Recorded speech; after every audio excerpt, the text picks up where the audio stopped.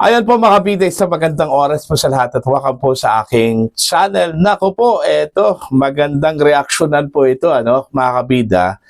Dahil meron pong lumabas ngayon, na ulat mula mismo sa Czech Republic po mga kabida. Okay? Naglabas po ng statement ito kung Ministry of Justice po nila doon, Ito po'y patungkol ho kay Zaldico, mga kabida. Imantakin nyo hindi po nila alam mga kabida na meron palang nahuli na isang Pilipino, okay, na si Zaldico. Okay, hindi po nakaabot po sa kanila yung impormasyon na yun, mga kabida, after several days na pumutok po ito dito sa Pilipinas, mga kabida, po. Dahil mismo ang Pangulo po nag-anunsyo po mga kabida, na arestado na raw ito hong si dating ako Bicol Party List Representative Zaldico, doon po sa Prague, Czech Republic po, mga kabida. Okay? Kaya nga, umigting yung pagdududa po, mga kabida, dahil unang-una po, mismo si Attorney Harry Roque po, ang sumupalpal po mga kabida kay Pangulong Marcos. Dahil ang sabi po niya, fake news na yung balita na nahuli ito kung si Zaldico, At ito, ni-reinforce po mga kabida, ng statement mula mismo sa Ministry of Justice na mismo sila wala hong alam dito. So anong ibig sabihin po mga kabida kung wala ho silang alam? So may posibilidad na hindi po totoo, na arestado ito kung si Zaldico, ng mga authorities po mga kabida, ng Czech Republic. Ito, babasahin ko lang po, ito kung post po mga kabida ng Abante, po. Okay? Actually, kagabi pa po ito pumutok Eto. Czech Ministry of Justice walang info sa pag-aresto kay Zaldico, Alright?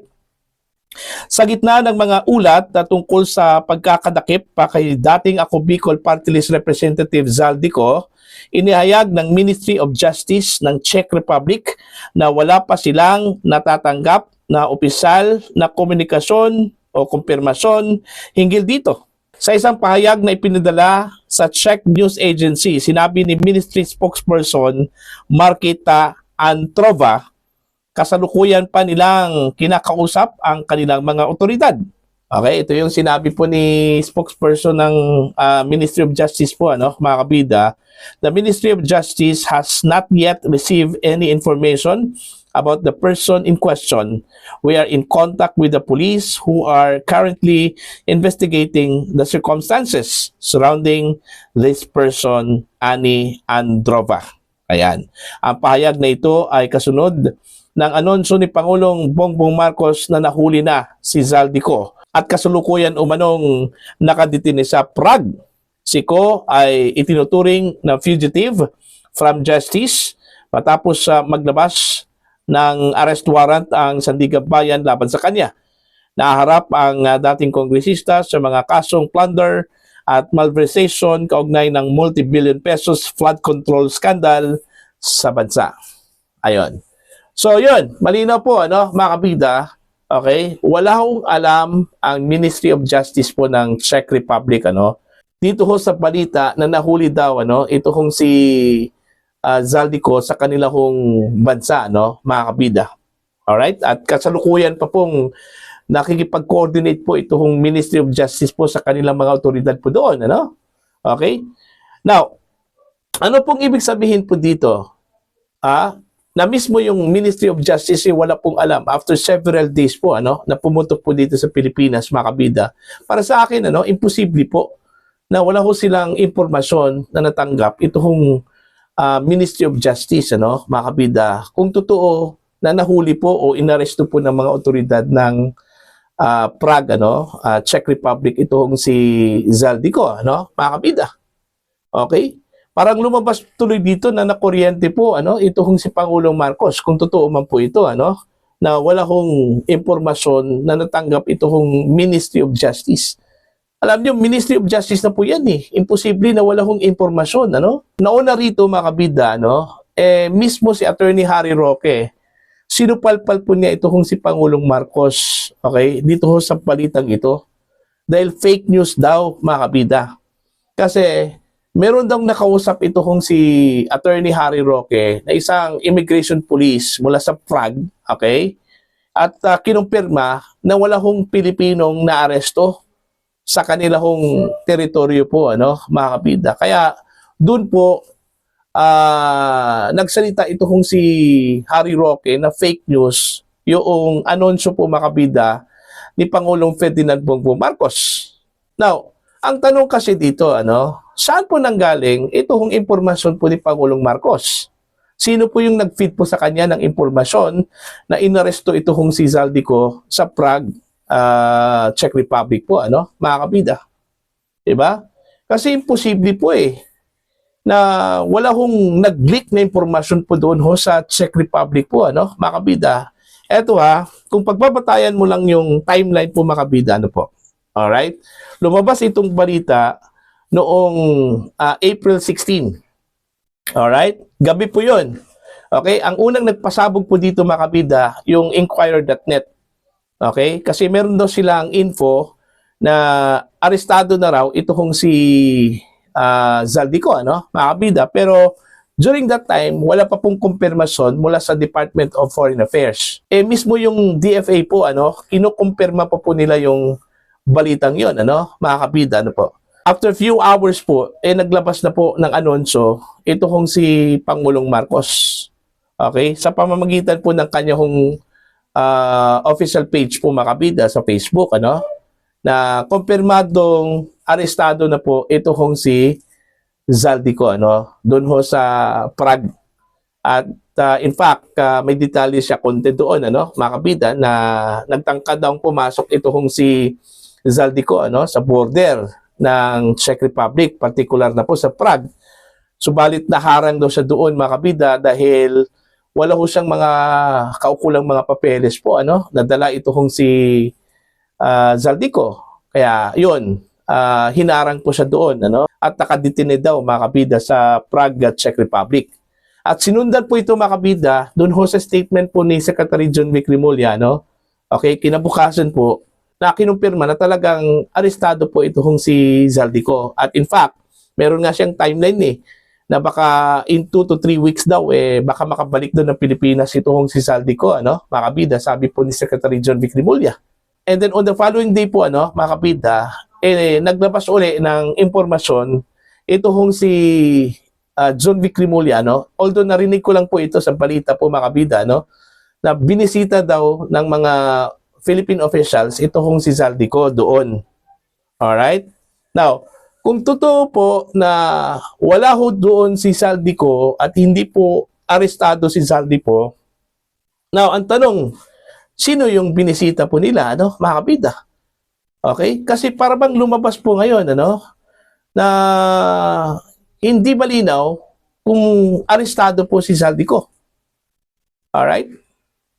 Diba? O, doon pa lang sa sinabi po ni Attorney Harry Roque na mismo siya, nakumpirma po niya, no, mula mismo sa Immigration Police, ano, mga kabida, sa Prague. Okay? Na wala hong Pilipinong nahuli po doon. Okay? A certain Zaldico, ano, wala hong ganun na pangalan po, ano, mga kabida, ano po. O, see? Kaya nga, nagtataka po tayo. Okay? May tanong ngayon kung saan po nanggaling yung impormasyon po ni Pangulong Marcos. Dapat linawin po ito ng Malacanang, ano? Kasi alam niyo, mga kabida, nag-umpisa po itong hinala po, ano, after na-observe po, mga kabida, no, na yung mga balita po both dito ho sa Pilipinas at international news sources po, ano, yung kanila hong kinukot dito is si Pangulong Ferdinand Bongbong Marcos. Wala hong iba. Walang ibang source po, ano. Kahit na po, mga kabida, ito hong CNN Prima, ano, na naka-base po sa Prague. Okay? Yung kanila hong kinukot, mga kabida, sa kanila hong news item, si Pangulong Marcos po. Okay? Hindi man lang nila nakuha yung side po ng Czech Republic o di kaya sa Prague, ano, authorities, mga kabida. Kasi ang nakalagay po doon sa kanila hong news item, no comment yung Czech Republic government po patungkol dito, ano, mga kabida. Alright? Kaya nakakalito po ito, ano? Ano ba talaga totoo, kuya? Okay? arestado na ba si Zaldico o hindi po totoo na inaresto po si Zaldico, ano? Kasi imposible po, ano, na hindi po nakaabot po ang impormasyon sa Ministry of Justice. Alright, ng Czech Republic po mga kabida, no? Kung totoo man po itong balita na naaresto po itong si Zaldico eh. Diba? So, ito dapat linawin po ng Malacanang, okay, mga kabida, para naman po hindi ho magmukhang tanga po, ano, ito hong si Pangulong Marcos po dito, ano po, mga kabida. Kasi kung totoo po ito, ano, alam nyo, sunog na sunog talaga ito hong si PBBM dito. At marami nga nagkomento Ito yung resulta, mga kabida, pag tinatrabaho po ni Pangulong Marcos, yung trabaho na hindi supposedly trabaho niya. Hindi po trabaho niya yung mag-report po mga kabida sa publiko, ano? Meron po siyang spokesperson Di ba? Ano po yung silbi po ni Undersecretary Claire Castro po mga kabida o di kaya ni Dave Gomez, ano? Okay? Bakit mismo ang Pangulo pa po ang mag-anunsyo po, ano? Lalong-lalo na po pagdating ho sa ganitong klaseng kaso po, ano? Crime. Di ba? Yun din yung po na po mga kabida ni Congressman Chel Joknoy, ano? Hindi daw appropriate para sa isang pangulo na yung trabaho po ng law enforcement po, ano, mismo ang pangulo po ang gumagawa po, ano, mga kabida. Pwede naman po niyang entrust yun, ano, dun ho sa mga eksperto Alright, katulad lang po ng NBI, PNP, ano, mga kabida. O di kaya Department of Interior and Local Government, DOJ, ano? Okay, na hindi po mismo ang pangulo na, ano, mga kabida.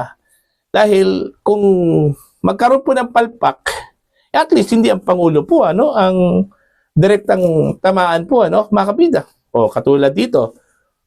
Kung totoo po ito, mga kabida, ito granting for the sake of discussion, ano, na hindi po totoo yung balita na inaresto po si Zaldico, ano, sunog na sunog po talaga na kuryente ito si Pangulong Marcos. Okay? Pero despite that, we are still hoping, ano, na totoong inaresto po itong si Zaldico kasi alam nyo, gusto ko pong makabalik po sa bansa, no, mga kabida, si Zaldico. At maaari lang po yung mangyari po, mga kabida, kung maaresto po siya, no, mahuli po siya, mga kabida.